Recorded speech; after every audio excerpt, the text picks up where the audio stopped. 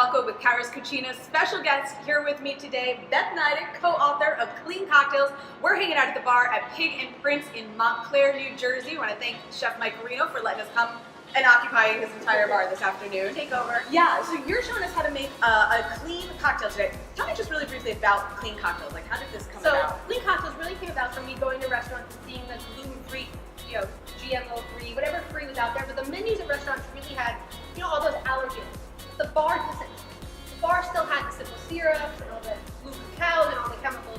So the book is really cocktails made with herbs, spices, fruits and vegetable juices, instead of those heavy laden sugars that give you the hangover and the chemicals. I love it. I love it. All the sweeteners are natural sweeteners that have depth of flavor. My thing's flavor. I think yours is too. Yes, always.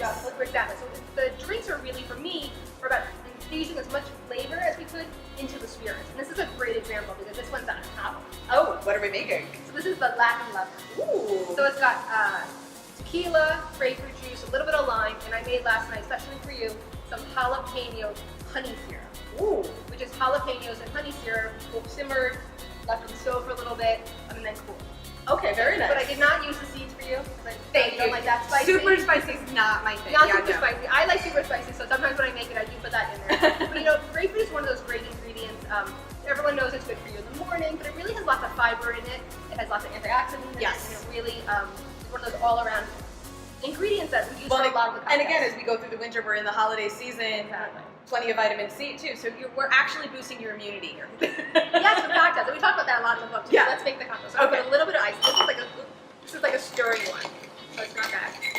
We're not shaking this time. So we're putting in the tequila, the grapefruit, fresh grapefruit we made this morning, a little bit of lime juice. We have the lime right there, and the jalapeno honey syrup. And also, look a little bit of tequila sunrisey, right? It's a little pretty. There is a little bit of this. There we go. And that's the cocktail. So nice and simple, easy to make. This one's a great, there you go. Very nice, thank you. This one's a great picture drink too. It's as simple as easy, few ingredients. If you don't want to make, Oh, that's lovely. if you don't want to squish your own grapefruits or squeeze your own grapefruits, there's plenty of grapefruit juices on the market that don't have anything else in it but grapefruit juice. that are easy to get at any supermarket, and you can add that.